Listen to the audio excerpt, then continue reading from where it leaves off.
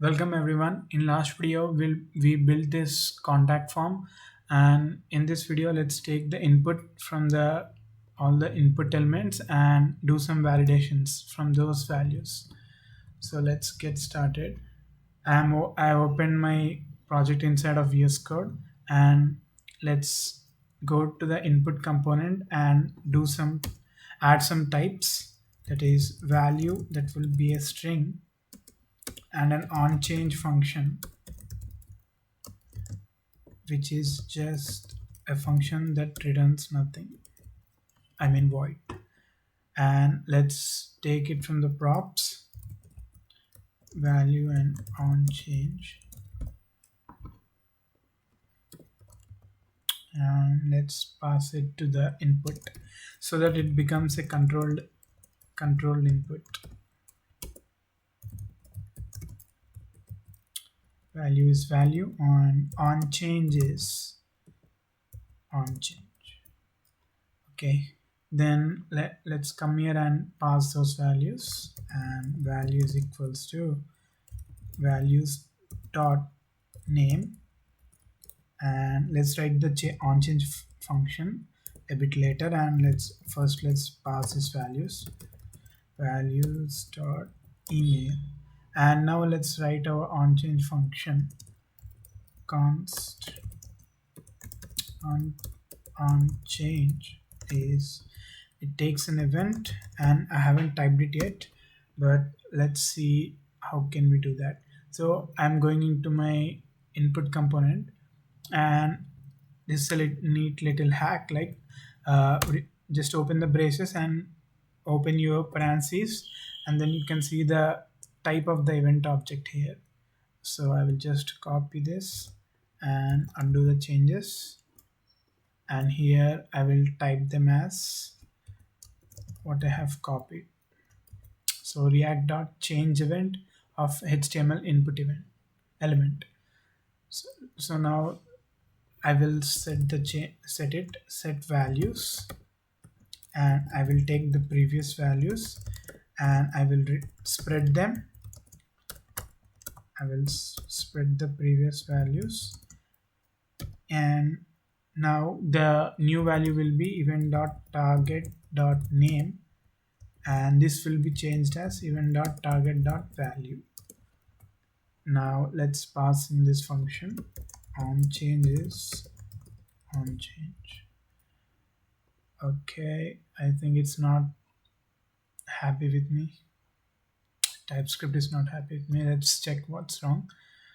Probably I have typed it wrong. So let's see how can we fix this. OnChange event actually takes an event, so we have to specify that. Let's go into input and let's say this. Okay, this error has gone, so let's pass in this onChange to the other input also. Okay, now both of them are controlled inputs, but the text area still is not controlled. So let's actually do the same for the text area. So, I will just copy it from input. One little change would be to accept this onChange function as, because this is a text area element, right? So we have to change the onChange function to accept an text area component too. So I am just putting in pipe operator. No, it's so here, so I'm just putting a pipe operator, react.change event, HTML text area element. Okay, so now we got our type. Let's copy this and paste it in text area and also in the input, because we want it to accept both input element and text area element. So let's save this here, and let's pass in the values to text area. Value is value, and on change would be on change. Okay, I haven't accepted the props. Let's take in the value and on change. Okay, it's probably my spelling mistake. Yeah, it's happy with me now. Let's pass in the props from here.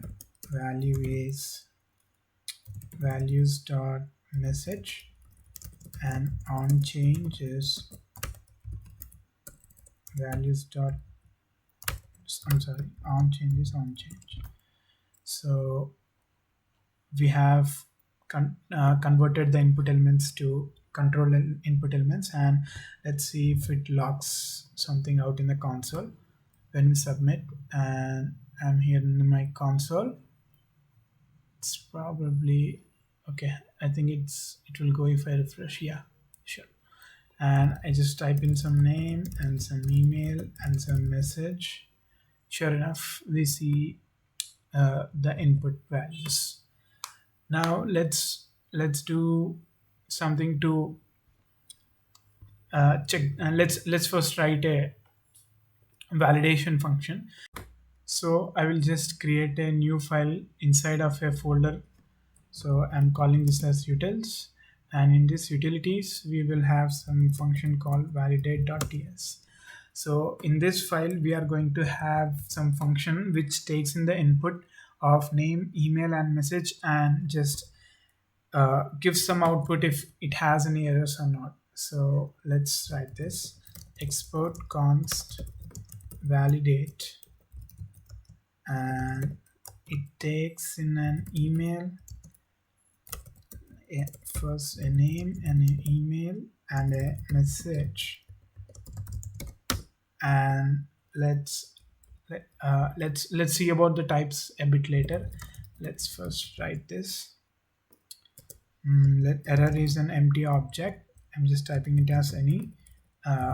Don't worry, I will just do that after a bit. After writing this function, we will type them. And if there is no name or name dot, okay, let's just give them types so that we can see some nice autocomplete. Name is a string. Name is a string, and email is a string, and message is a string. Okay, and let me just put the errors object as any. Then name dot trim is an empty string, so we can confirm that there is an error with name. So errors dot name is equals to name is required. Similarly, let's do for message. If there is no message, or if message dot trim, if you trim the message and it's an empty string, then also there is a message, there is an error. So errors dot message is required. Now when it comes to email, we have to check this condition, and also we have to apply some regex to check whether if it's an email or not. So let's do that. If there is no email, or email dot trim, not trim, right? Trim the whole thing. Sorry, why I'm getting there. Trim. Okay, trim is an empty string. Then errors dot email is required. And else if we have to check the regular expression for the email. So I'm gonna just paste some regular expression. I don't know regular expressions. I just did a Google search and found this one. And this basically tests if an email is an actual email or not. So it checks for an @ symbol and everything. And dot test will return a boolean if it's satisfying or not, if it's satisfying the regular expression or not. So if it's not satisfying, we are gonna say it's an invalid email address. So errors dot email is equals to invalid email address. So we got a basic validate function. Let's type this errors object also. So basically in this error object, we may or may not have each of the name, email or message. So name, question mark and colon, string. The question mark says that it's an optional field. We may or may not have that. So let's do the same with email, question mark, string, and similarly, okay, and let's remove that. Okay, let's, and similarly a message will be a string or undefined because of this question mark. So okay, I named the file wrong. Validate.ts. Nice. Let's import this, and just before submitting, let's, okay, one more thing, we have to return the errors object or else we don't know if it's an error or not. So we have returned it, and before we just submit, let's validate our input. So const errors is validate, and VS Code has imported that for me, and let's pass in the name, email and message. Okay, name is string, email and message are strings. Okay, let's see what TypeScript suggests. Validate, expected one argument but got 0. Validate must have a name and email. Okay, I'm sorry. Let's just pass in the values. That does the work. Yeah, and let's check if there is an error. If is error is equals to object.keys of errors, and let's check the length.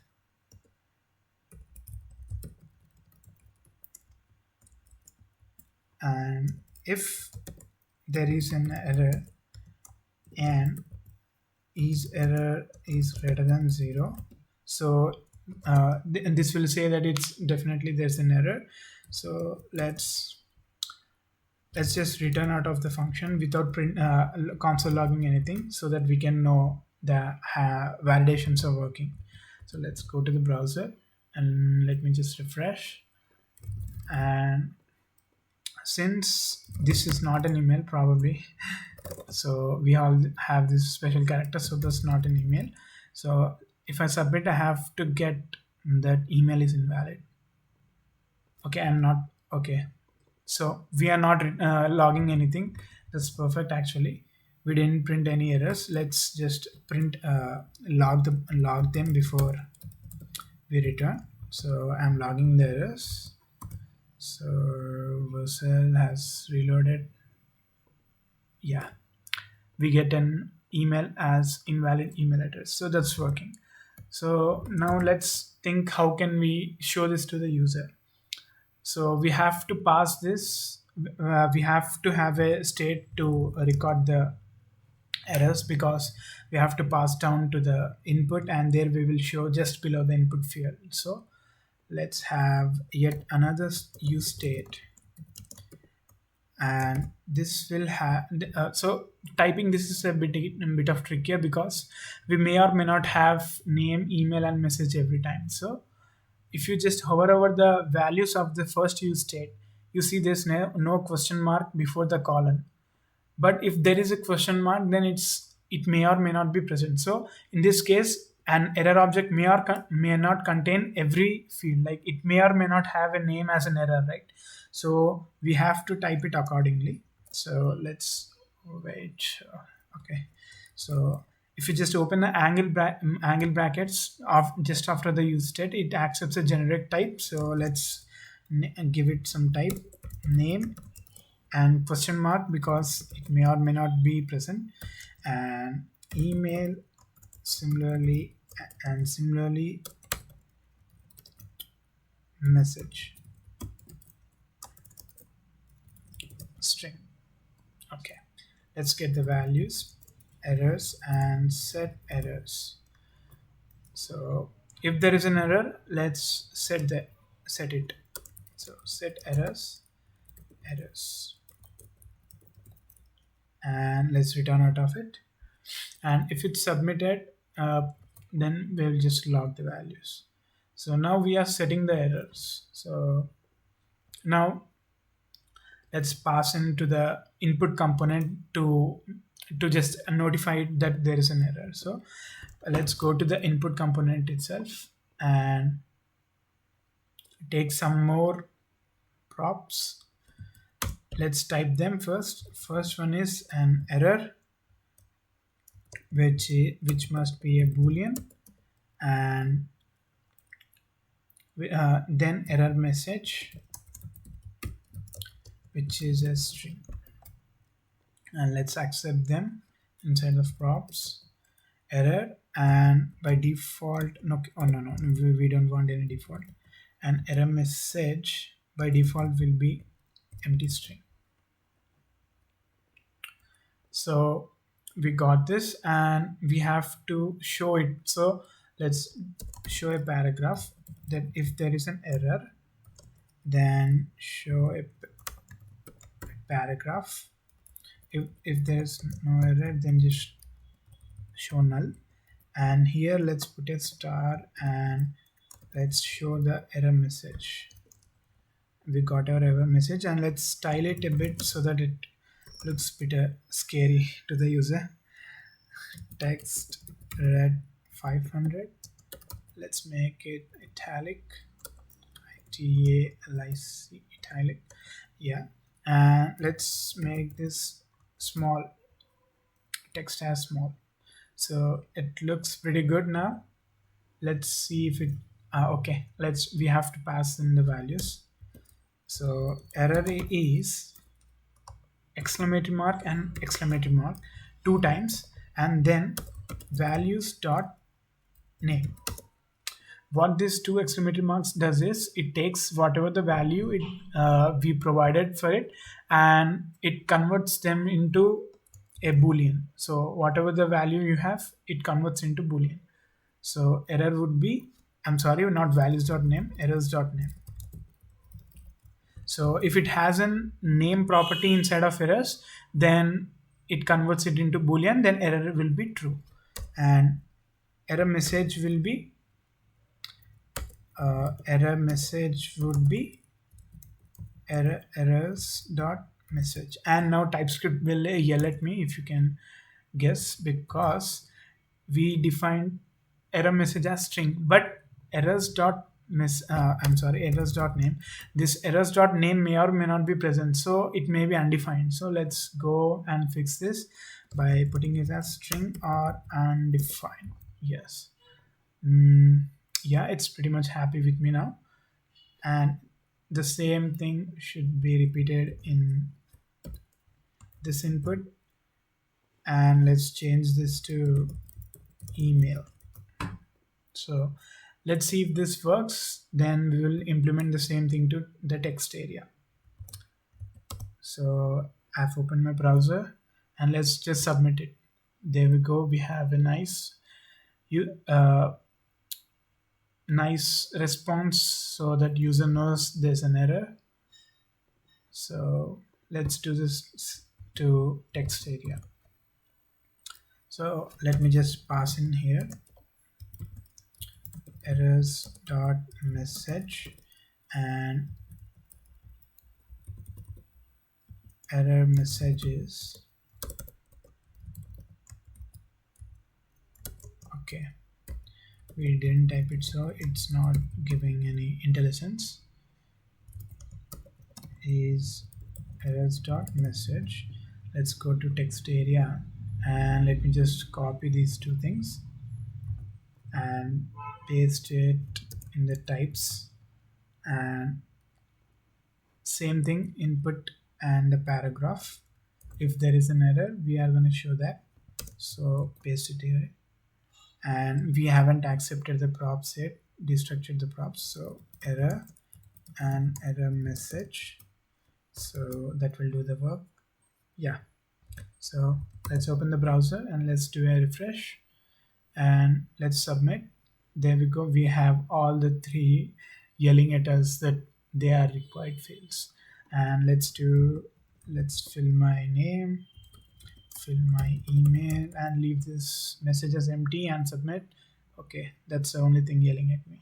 So we have completed this basic validation, which is absolutely necessary because you don't want to populate your database or some anything, any case, with some false data. So we have successfully validated the user data.